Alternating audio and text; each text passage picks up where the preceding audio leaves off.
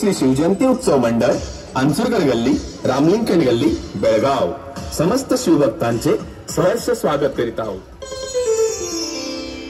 शिवप्रेमींनो, मी हिरोजी इंदुलकर। काय सांगू, स्वराज्याचा सुवर्णक्षण, माझ्या राजाची स्वप्नपूर्ती, स्वराज्याची राजधानी किल्ले रायगडाची पूर्तता पाहणीसाठी आता क्षणार्धात राजांचे आगमन होईल।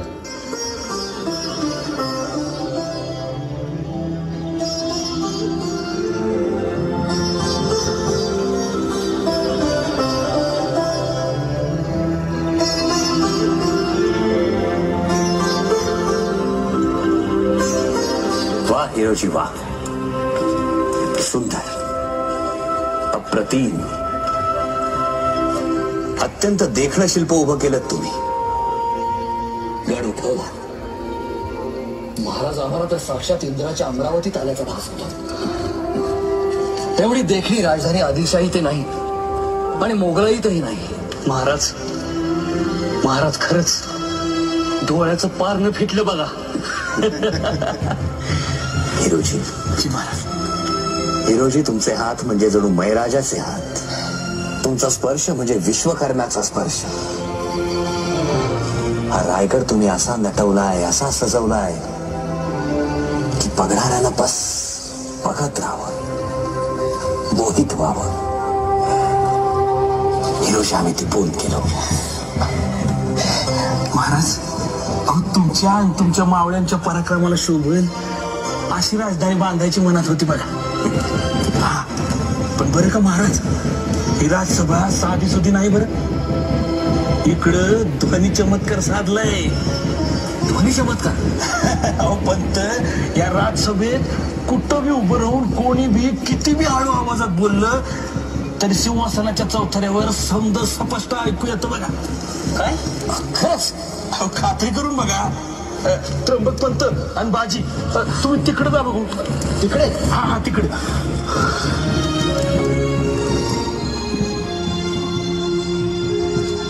महाराज आणि पंत, आपण चौथऱ्यावर जाऊया। हा चला।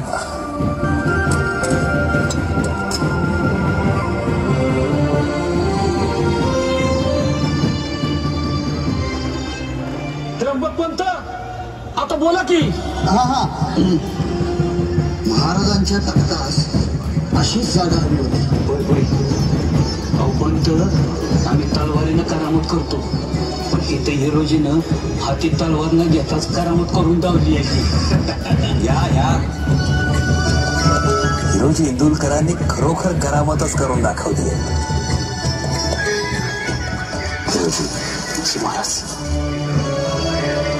हिरोजी तुमच्या कामावर आम्ही खुश आहोत। महाराज, आज तुम्ही मागायचं आणि आम्ही ते द्यायचं। महाराज नग नग, आम्हाला काय बी नग। महाराज, तुमच्या सावलीत 2 वक्ताची मीठ भाकर खाऊन ढेकर देतोय, लई झालं महाराज। हिरोजी हिरोजी संकोच करू नका, मागा। आमची इच्छा आहे, मागा, आम्ही खुशीला देणार आहोत। महाराज, देणारच असाल तरी एक गोष्ट मागितली तर द्याल? बोलून तर बघा। महाराज, पायरीवर एक दगड लावायचा आणि त्यावर मजकूर लिहायचा आहे, सेवेचे ठाई तत्पर हिरोजी इंदुलकर। बाकी काय बी नका महाराज, महाराज काय बी नका। हिरोजी हिरोजी, अहो एवढा सुंदर गड उभा केला, त्याला राजधानीचा आकार दिला आणि इनाम, गाव, जमीन, मोहरा हे सगळं मागायच्या ऐवजी हे काय मागितलं? पायरीवर बसवायचा येवलासा दगड। हिरोजी, धन्य आहे तुमची महाराज, धन्य। अहो तुम्ही आम्हाला एवढा सुंदर गड दिला, आम्ही तुम्हाला पायरीचा दगड देणार नाही? हिरोजी हिरोजी, तुम्हासारखे प्रतिभा संपन्न कलावंत हे तर आमच्या स्वराज्याचं भूषण। महाराज महाराज, धन्य झालो, धन्य झालो, कष्टाचं सार्थक झालं महाराज। हिरोजी, हिरोजी, तो दगड तुम्हाला हवा तिथे बसवा. इजाजत आहे हिरोजी. महाराज,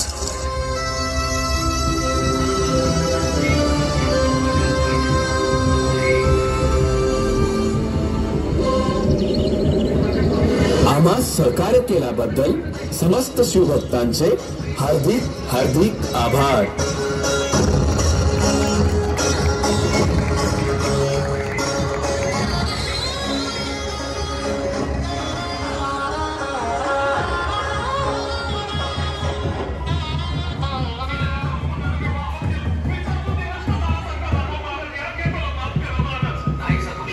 शक्य नाही. आऊसाहेबांच्या शिकवणीचा तो अपमान ठरेल. सकोजी, आपण या मातीतली माणसं आहोत. मुघल किंवा क्रूर अफगाणी नव्हे. स्त्रियांचा सन्मान हा मुघल आणि मराठ्यांमधला सर्वात महत्वाचा फरक, आणि तोच तुम्ही विसरला. ही चूक नाही, हा अपराध आहे, हे पाप आहे. आणि त्याबद्दल तुमचे डोळे काढून त्याच किल्ल्यात मरेपर्यंत कैद करण्याची शिक्षा आम्ही फरमावत आहोत. महाराज, महाराज माफी असावी. महाराज, या काय मला माफ करा. महाराज, स्वराज्यात आया बहिणींच्या आबरूची जास्त चाड नाही, तो गुन्हेगार आणि शिक्षेस पात्र. हे स्वराज्यातल्या सर्वांनी ध्यानात घ्यावे. महाराज, या काय मला माफ करा ना. महाराज, महाराज, महाराज, मला माफ करा ना. महाराज, महाराज माफी असावी. महाराज, या काय मला माफ करा. महाराज, एवढे मोठे शिक्षा नका देऊ. महाराज, महाराज माफ करा. महाराज, एक वार चुकलो. महाराज, महाराज माफ करा. महाराज, पुन्हा नका. स्वराज्यातले लोक आनंदात होते, सुखात होते, पण गाफील नव्हते. आपल्याला कधीही हातातला नांगर टाकून तलवार घेऊन लढायला जावं लागू शकतं याची जाणीव आणि तसं करण्याची त्यांची तयारी सुद्धा होती. एका प्रेरणेने भारलेला समाज होता. जेव्हा हा देश अनेक छोट्या मोठ्या परगण्या, संस्थानात, राज्यात विखुरला होता, त्या काळातही एकसंधता अत्यंत मोलाची गोष्ट होती. आज हाच प्रश्न स्वतःला विचारून पाहावासा वाटतो की आज आपण देखील सुखी आहोत, समाधानी आहोत, लोकशाहीतील सर्व हक्क आपल्याला मिळत आहेत, पण मग रस्त्यावर एखादा अन्याय घडत असताना आपण त्याच्या विरोधात का उभं राहतो? एखाद्या चुकीच्या गोष्टीला विरोध करायला का कचरतो, का टाळतो? सुखात राहत असताना स्वराज्य ही आपण आपली जबाबदारी, प्रथम कर्तव्य का मानत नाही? छत्रपती शिवाजी महाराजांसारखी प्रेरणा आपल्या समोर असून देखील आपण मावळे का बनू शकत नाही? आणि आज गनिम काही कमी नाही. भ्रष्टाचार, दारिद्र्य, अज्ञान, अंधश्रद्धा, जातीपातीचं घाणेरडं राजकारण हे सर्व गनिमच आहेत. आणि त्याविरुद्ध लढण्यासाठी आपण या लोकोत्तर महापुरुष